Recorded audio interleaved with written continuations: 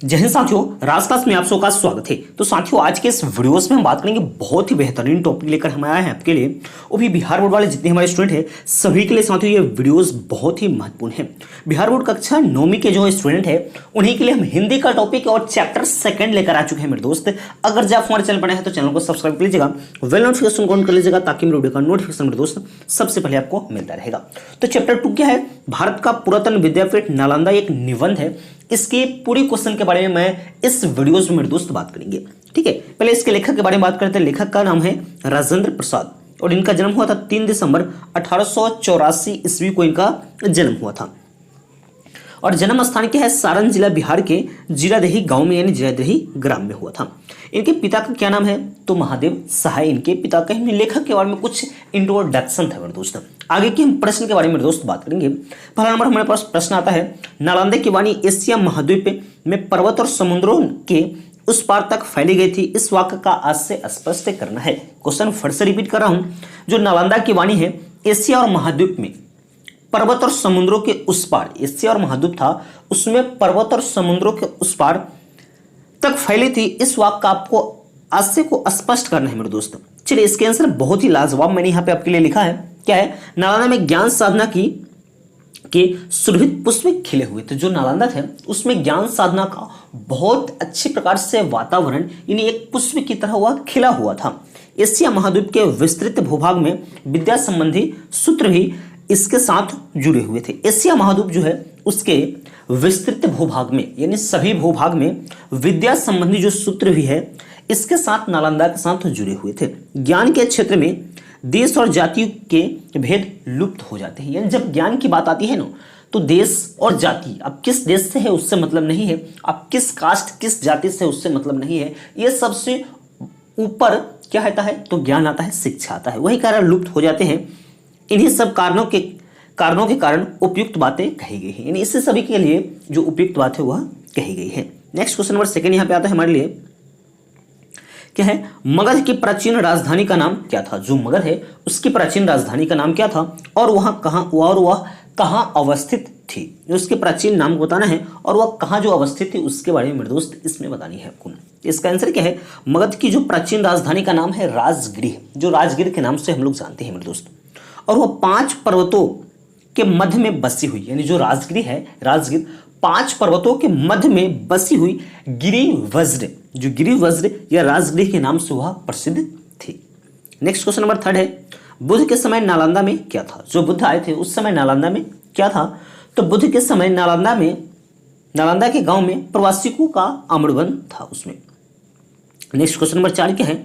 महावीर और मैथिली पुत्र गौसाल, यानी महावीर है और मैथिली का पुत्र गौसाल की भेंट किस उपग्राम में हुई थी? यानी किस जो गांव है उसमें इसकी मुलाकात यानी भेंट हुई थी।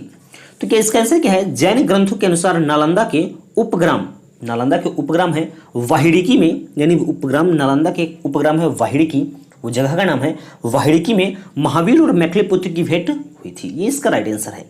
नेक्स्ट क्वेश्चन नंबर 5 को हम लोग डिस्कस करेंगे। क्या है? महावीर ने नालंदा में कितना दिन वर्षावास किया था? तो 14 वर्षावास वहां पे उन्होंने किया था। नेक्स्ट क्वेश्चन नंबर 6 क्या है?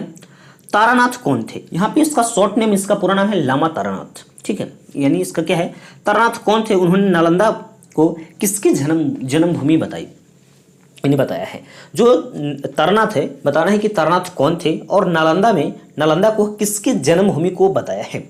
इसका आंसर है तिब्बत के विद्यमान इतिहास लेखक लामा तारानाथ। यानी यह तिब्बत है, यानी तिब्बत के रहने वाले थे और इतिहास के विद्यमान लेखक थे जो लामा तारानाथ है। यानी पूरा नाम इसका है लामा तारानाथ, जो तिब्बत के रहने वाले थे निवासी और बहुत ही बेहतरीन इतिहास के लेखक थे। वही तारानाथ तिब्बत के निवासी थे और उन्होंने नालंदा सारिपुत्र की जन्मभूमि थी। यानी उन्होंने बताया कि जो नालंदा है सारिपुत्र की जन्मभूमि थी।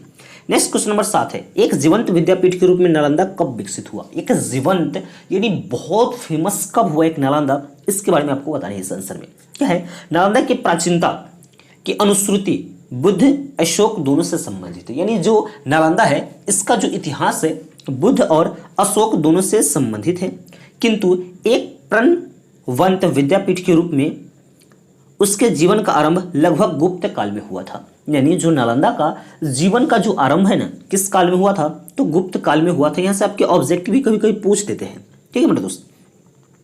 नेक्स्ट क्वेश्चन नंबर 8 है, फाहियान कौन थे, वे नालंदा कब आए थे। जो फाहियान है वह कौन थे और नालंदा वह क्यों आए थे, क्योंकि ये सब चीनी यात्री थे। फाहियान यानी कि फाहियान चीनी यात्री थे जो 4वीं सदी में नालंदा आए थे। यानी 4वीं जब सदी था उस समय उन्होंने नालंदा था। उन्होंने सारिपुत्र के जन्म और परिनिर्माण स्थान पर निर्मित स्तूप का दर्शन किए थे। यानी जो फाहियान थे वह एक तो चीनी यात्री थे, वह 4वीं शताब्दी में, 4वीं सदी जो होता है उसमें वह नालंदा आए थे। अब जब नालंदा आए थे तो उन्होंने सारिपुत्र की जन्मभूमि जो यहाँ पे बुद्ध बता कर गए थे, यानी आपका लमा तारानाथ, तो सारिपुत्री को जन्मभूमि पर निर्माण एक मूर्ति है उसका इन्होंने स्तूप जो बना उनका उन्होंने यहाँ पे दर्शन किया था। नेक्स्ट क्वेश्चन नंबर 9 क्या है, हर्षवर्धन के समय में कौन से चीनी यात्री भारत आए, उस समय नालंदा की क्या दशा थी। जो हर्षवर्धन थे उस समय कौन से चीनी यात्री कहाँ पे आए थे, तो नालंदा में आए थे, और उस समय जो नालंदा की क्या दशा थी।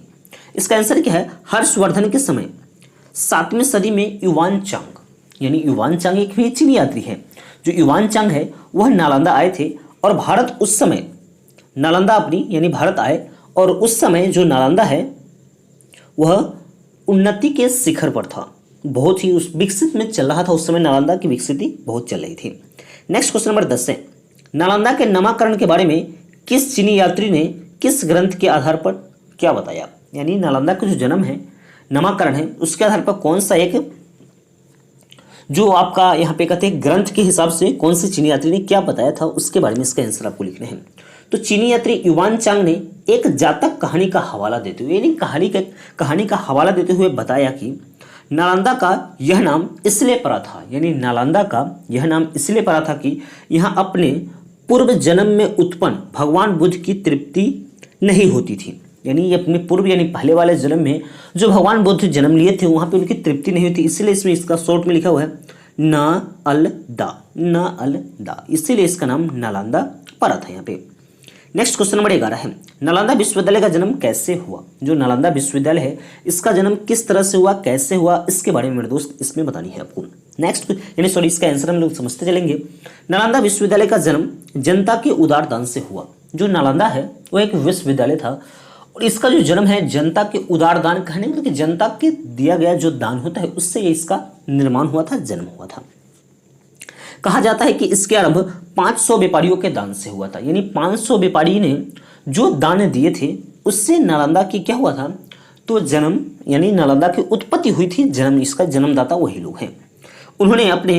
जिन्होंने अपने धन से भूमि खरीदकर बुद्ध को दान में दिया था। यानी जो 500 व्यापारी थे जो दान जिसका जितना हुआ अपनी क्षमता अनुसार वो दान देकर और एक जमीन खरीद कर और बुद्ध को दान में दिए थे, इसलिए वहाँ पे एक नालंदा का विश्वविद्यालय को वहाँ पे जन्म किया गया था। Next question number 12 number question हम समझते हैं। यशोवर्मन के शिलालेख में वर्णित नालंदा का अपने शब्द में चित्रण कीजिए। यानी यशोवर्मन के जो शिलालेख है, यानी शिलालेख लिखे तो उसमें जो वर्णित नालंदा के बारे में आपको उल्लेख इसमें करना है। तो इसका आंसर हो जाएगा 8वीं सदी के यशोवर्मन के शिलालेख में नालंदा का बड़ा भव्य वर्णन किया गया है। यानी जो यशोवर्मन के शिलालेख है उन्होंने 8वीं सदी में अपने शिलालेख में नालंदा का बहुत सुंदर और बहुत ही भव्य वर्णन किया है। यहाँ के विहारों की पंक्तियों के ऊंचे ऊंचे शिखर आकाश में मेघों को छूते थे। उन्होंने चारों ओर नीले जल से भरे सरोवर थे। यानी जो नालंदा है इसके पास चारों ओर से, उन्होंने अपने शिलालेख में बता रहे हैं कि नालंदा के चारों ओर से क्या है, नीले जल से भरे हुए एक सरोवर है, यानी नदी है छोटा सा, जिनमें सुनहरे और लाल कमल तैरते थे। यानी सुनहरे और लाल कमल, बहुत ही खूबसूरत कमल उसमें तैरते थे। बीच बीच में सघन आम कुंजों की छाया थी। आम्र कुंज रोपा गया था उसमें, उसकी छाया भी थी। यहाँ के भवन के शिल्प और स्थापत्य को देखकर आश्चर्य होता था। शिल्प यानी बहुत सारे उसमें मूर्तियाँ बहुत आकार की डिजाइन बनाए गए थे, उसको देखकर बहुत आश्चर्य होता था। उनमें अनेक प्रकार के अलंकार और सुंदर मूर्तियाँ भी थी। उसमें अलंकार और सुंदर मूर्तियाँ बहुत ही खूबसूरत उस समय लग रही थी नालंदा। ये तो भारतवर्ष में अनेक संग्राम है, यानी संग्राम बहुत बड़े राजा महाराजा है हुए, किंतु नालंदा उनमें अद्वितीय है। क्योंकि नालंदा की जब जिक्र आता है तो नालंदा सब में क्या है, तो एक अद्वितीय है। उसका कोई जोड़ा नहीं है। नेक्स्ट क्वेश्चन नंबर हम लोग 13 को समझेंगे। इत्सिंग कौन था, उसने नालंदा के बारे में क्या बताया है। इत्सिंग है वह कौन है और उन्होंने नालंदा के बारे में क्या बताया है। इसका आंसर को समझेंगे। इत्सिंग एक चीनी यात्री था। इत्सिंग चीनी यात्री था। उसके समय में नालंदा बिहार में 300 बड़े कमरे और 8 मंडप थे। पुरातत्व विभाग की खुदाई में नालंदा विश्वविद्यालय के जो अवशेष यहाँ प्राप्त हुए उनमें इन वर्णनों की सच्चाई प्रकट होती है। अब नेक्स्ट क्वेश्चन हम लोग 14 नंबर समझेंगे। विदेशों के साथ नालंदा विश्वविद्यालय के संबंध का एक उदाहरण आपको इसमें बतानी है क्वेश्चन में। इसको समझेंगे हम लोग। क्या है, विदेशों के साथ नालंदा विश्वविद्यालय का जो संबंध था, यानी जो नालंदा विश्वविद्यालय है उसके विदेश से कुछ रिलेशन थी, क्या उसके संबंध था, उसके बारे में हम समझेंगे। उसका स्मारक एक ताम्रपत्र खुदाई में मिला था, यानी इस नालंदा का स्मारक जो एक ताम्रपत्र जब खुदाई हुआ था उसमें इसका मिला हुआ था। इससे ज्ञात होता है कि स्वर्ण द्वीप यानी सुमात्रा के शासक शैलेंद्र सम्राट श्री बालपुत्र देव के मगध के सम्राट देवपाल देव के पास अपना दूत भेजाकर यह प्रार्थना की कि उनकी ओर से 500 गांव का दान नालंदा विश्वविद्यालय को दिया जाए। यानी वहाँ पे जो राजा थे उनके तरफ से यह रिक्वेस्ट किया कि 500 जो गांव हैं वह नालंदा को दान में दिया जाए।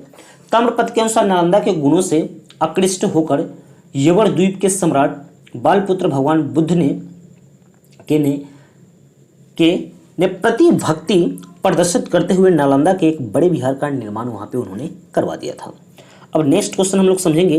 15 नंबर क्वेश्चन क्या है, नालंदा में किन 5 विषयों की शिक्षा अनिवार्य थी। जैसे कि आजकल के स्कूलों में 5 विषय की शिक्षा अनिवार्य होती है, कौन कौन सी शिक्षा होती है उसके बारे में साथियों बहुत ही डिटेल्स। नालंदा का तो कोई जोड़ा ही नहीं था, बहुत विश्व प्रसिद्ध, आप लोग जानते हो कि विश्व प्रसिद्ध एक विश्वविद्यालय था जिसका नाम है नालंदा, जो बिहार में पड़ता है।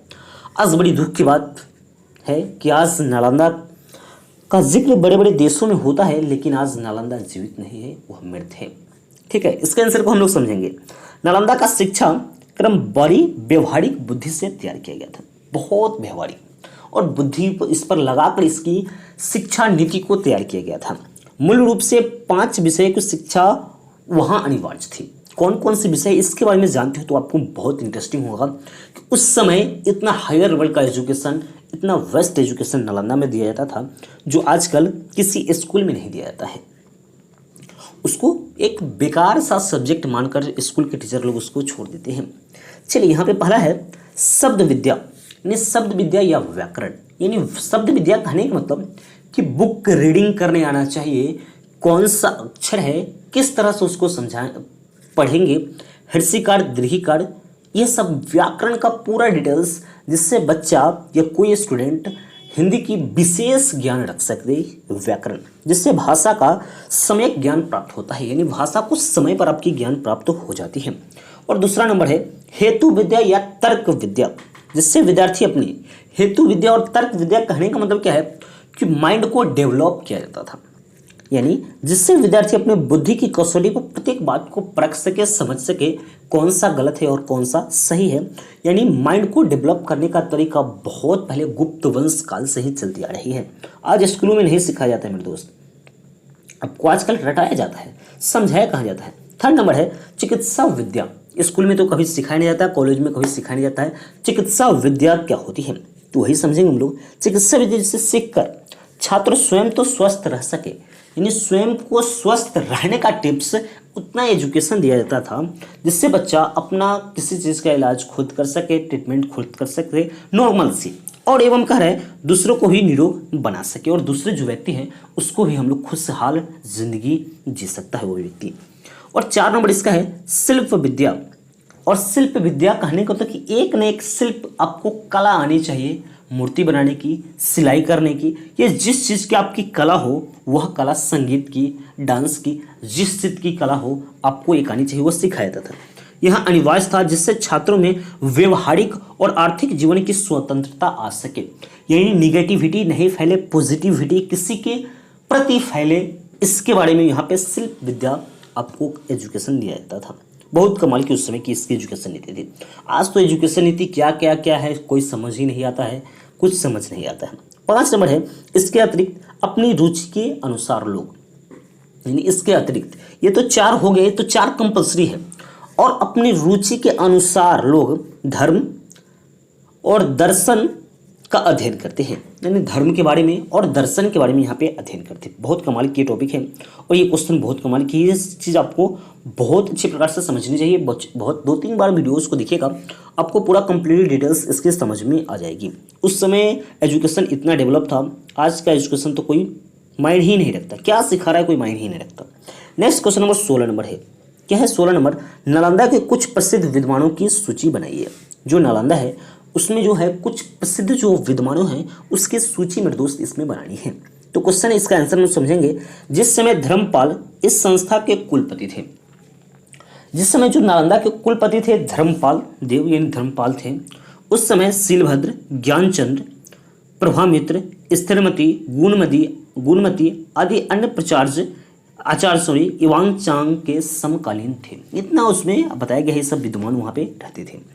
नेक्स्ट क्वेश्चन नंबर 17 नंबर क्या है, शीलभद्र ने युवांगचांग यानी ह्वेनसांग की क्या बातचीत हुई। बहुत कमाल की क्वेश्चन मेरे दोस्त, ठीक है मेरे दोस्त, समझेंगे इस क्वेश्चन को। जब युवांगचांग ने नालंदा से विदा होने लगे, जो युवांगचांग हैं चीनी यात्री थे, अब क्योंकि वह नालंदा में पढ़ाने आए थे या पढ़ने भी आए थे, कोई भी दिक्कत नहीं, समझिए क्वेश्चन को। तो जब आए थे तो वह जब जाने लगे, ये अपने देश को जाने लगे, तब आचार्य शीलभद्र एवं अन्य भिक्षुकों ने, आचार्य शीलभद्र है, कुछ शिष्य कुछ भिक्षुकों ने उनसे यह आग्रह यहाँ रह जाने की अनुरोध किया, यानी आग्रह किया। युवांगचांग ने उत्तर में यह वचन कहे, क्या कहे, यह देश बुद्ध की जन्मभूमि है, यानी बता रहे हैं कि यह जो देश है बुद्ध की जन्मभूमि है, इसके प्रति प्रेम न हो सकना असंभव है। ये बड़ी कमाल की बात कही थी उस समय युवांगचांग जो अपने देश जाने लगे, तो उनसे यहाँ के शीलभद्र और कुछ भिक्षुकों, उनके स्टूडेंट, आप उनसे कहे कि आप यहीं पे रह जाइए। तो एक वचन कहे, वह बहुत कमाल की वचन है। वो क्या कहे थे, आजकल की स्टूडेंट को समझना चाहिए। वो क्या बोले थे कि यह देश बुद्ध की जन्मभूमि है, जो भारत देश है वह एक बुद्ध की जन्मभूमि है और इसके प्रति प्यार न हो सकना यानी प्रेम न हो सकना यह एक असंभव बात है। इतनी बड़ी बात वो कह सके, असंभव है। लेकिन यहाँ आने का मेरा उद्देश्य नहीं था, यही नहीं था, यानी क्योंकि इनका उद्देश्य यहाँ आकर रहना नहीं था। क्या था इनका उद्देश्य, मेरा यहाँ आना और बहुत ही लाभप्रद सिद्ध हुआ, यानी कह रहे हैं कि मैं जो यहाँ आया मेरे लिए बहुत ही लाभप्रद सिद्ध हुआ, मेरे देशवासियों के लिए भी लाभप्रद सिद्ध हुआ। कैसे हुआ समझेंगे आगे। अब यहाँ से वापस जाकर मेरी इच्छा है कि जो मैंने पढ़ा सुना है, यहाँ पे जो मैंने पढ़ा है सुना है समझा या पढ़ाया है, उसे दूसरे के हितार्थ यानी किसी दूसरे के अच्छाई के लिए बताऊं और अनुवाद रूप में लाऊं, उसको अनुवाद रूप में लाए। यहाँ पे संस्कृत पढ़ के गए थे या जो भाषा पढ़ के गए हैं उस भाषा को अपने जो चीनी भाषा होता है उसमें उसको ट्रांसलेट करें, अनुवाद करें, जिससे उसके देश के सभी व्यक्ति उस पर गहरी सोच विचार कर सके, उस जो एजुकेशन व शिक्षा नीति है उसको अपना सके, बुद्ध की बातों को विचार कर सके, जिसके फलस्वरूप अन्य मनुष्य भी इसके प्रति उसी प्रकार कृतज्ञ हो। कृतज्ञ यानी बुद्ध के प्रति, क्योंकि जिस प्रकार से हम यह बुद्ध की जन्मभूमि में आए हैं, नालंदा से जो चीज़ मैं सीखा हूँ इसके बारे में अपने देशवासियों को बताऊंगा, अपने भाइयों को बताऊंगा और इसका ट्रांसलेट कर दूंगा, जिससे हमारे देशवासियों को समझने में कोई परेशानी न हो और इसके प्रति उनका भी प्यार जग जाए। जिस प्रकार मैं हुआ हूँ, जिस प्रकार आपने कहा है। इस उत्तर से शीलभद्र को बड़ी प्रसन्नता हुई। उन्होंने कहा यह उदात्त विचार तो बौद्धित्व जैसे हैं, यानी कह रहा है उनके जाने पर कि यह विचार बौद्धित्व यानी बौद्ध की जो होती है वह विचार है। मेरा हृदय भी तुम्हारे सदसाओं का समर्थन करता है, यानी कह रहा है कि जो मेरा हृदय है आपकी इस डिसीजन को हमेशा क्या करता है तो समर्थन करता है। नेक्स्ट क्वेश्चन नंबर हम लोग समझेंगे अब यहाँ पे 18 नंबर क्वेश्चन क्या है, विदेशों में ज्ञान प्रसार के क्षेत्र में नालंदा विद्वानों का प्रयास का विवरण कीजिए। इसके प्रयास का विवरण हम लोग करेंगे। क्या है यहाँ पे आंसर, पहले तो तिब्बत के प्रसिद्ध सम्राट स्ट्रोंग छनगप्पो, इसका 630 ईस्वी में उन्होंने अपने देश में भारतीय लिपि और ज्ञान का प्रचार करने के लिए अपने यहाँ के विद्वान थोमिसंभोट को नालंदा भेजा था, जिसने प्राचार्य देवविदा सिंह के चरणों में बैठकर बौद्ध और ब्राह्मण साहित्य की शिक्षा प्राप्त की थी। यहाँ पे बौद्ध और ब्रह्मा दोनों की शिक्षा प्राप्त की थी। इसके बाद 8वीं सदी में नालंदा के कुलपति आचार्य शांति रक्षित तिब्बत सम्राट के आमंत्रण पर उस देश में गए। नालंदा के तंत्र विद्या के प्रमुख आचार्य कमलशील भी तिब्बत गए थे। उस समय कमलशील भी तिब्बत गए थे। उन विद्वानों के आचार्य पद्म संभव 749, दीपशंकर, श्री जनतिथि 980 ईस्वी के नाम उल्लेखनीय है। और लास्ट नंबर क्वेश्चन है हमारे पास, ज्ञान दान की विशेषता क्या है? जो ज्ञान दान है इसकी विशेषता क्या है? बड़ी कमाल की टॉपिक है मेरे दोस्त, ये क्वेश्चन बहुत कमाल के हैं। ये जो चैप्टर है ना, ये बहुत ही कमाल की, आपसे इससे माइंड को, ये बुक अगर ये चैप्टर को पढ़ते हैं तो माइंड डेवलप होता है। हम जान पाते हैं कि हमारे प्राचीन में जो नालंदा विश्वविद्यालय था उसकी क्या शिक्षा नीति थी, उसमें किस तरह की पढ़ाई किया जाता था, क्योंकि जो शिक्षा है जाति पाति देश धर्म से बड़ा होता है शिक्षा मेरे दोस्त। चलिए इसका आंसर को हम समझेंगे। ज्ञान के क्षेत्र में जो दान दिया जाता है, यानी ज्ञान के क्षेत्र में, या मैं जो आपको यह दान दे रहा हूँ इस वीडियोस के माध्यम से, मैं आपको कुछ सिखा रहा हूँ, वही कार्य है, वह सीमा रहित और अनंत होता है। इसकी कोई सीमा नहीं होती मेरे दोस्त, यह बहुत ही अनंत होता है। और उसके बांटने वाले को कभी तृप्ति नहीं होती है। जो पढ़ाता है ना उसको कभी तृप्ति ही नहीं होती, संतुष्टि नहीं होती। वो सोचता है कि मैं और सिखा दूं और बहुत अच्छी अच्छी मेथड दे दूं बच्चे को, जिससे बच्चे को समझने में कोई परेशानी, कोई दिक्कत नहीं हो, और न उसे लेने वाले को। और जो बच्चा है, बच्चा भी सोचता है कि सर जी तक और कहीं अच्छा से समझा देंगे अगली बार, यानी उसको भी तृप्ति नहीं होती है। जिस प्रकार से धन से किसी को मन नहीं भरता है, उसी प्रकार उससे भी मूल्यवान चीज़ जो विद्या है, इससे भी किसी का मन नहीं भरता है। यानी जो पढ़ाता है उसका भी मन नहीं भरता है, और जो पढ़ता है उसका भी कहीं मन नहीं भरता है। वही कारण है, यही ज्ञान दान की विशेषता कही गई। इसी को ज्ञान दान असल में कहा गया है मेरे दोस्त। ठीक है, ये सभी क्वेश्चन आपके लिए बहुत ही महत्वपूर्ण है, आपके माइंड को डेवलप करेंगे मेरे दोस्त। ये सभी क्वेश्चन को आप लोग लिख कर और याद करेंगे, जिससे आपकी राइटिंग स्किल भी चलेगी और बुक को पढ़ने की, समझने की आपकी जागृत, यानी हिंदी में भी आपको इंटरेस्ट आने लगेगी इस वीडियोस के माध्यम से मेरे दोस्त। और यह वीडियोस को अपने सभी दोस्तों के पास जरूर से जरूर शेयर कीजिएगा, जिससे वो जितने आपके बिहार बोर्ड के जितने स्टूडेंट हैं जो क्लास 9th में है, इस क्वेश्चन को आराम से लिख लेंगे, अपनी याद करेंगे। बहुत बेहतरीन आंसर मैंने दिया है इसमें। सभी प्रश्न को बहुत बेहतरीन तरीके से मैं आपको समझाने का पूरा प्रयास किया हूँ मेरे दोस्त। और अगर जब आप हमारे चैनल पर हैं तो चैनल को सब्सक्राइब कर लीजिएगा, बेल नोटिफिकेशन ऑन कर लीजिएगा, ताकि मेरे वीडियो का नोटिफिकेशन मेरे दोस्त सबसे पहले आपको मिलता रहेगा। तो मिलते हैं नेक्स्ट में मेरे दोस्त, तब तक के लिए जय हिंद।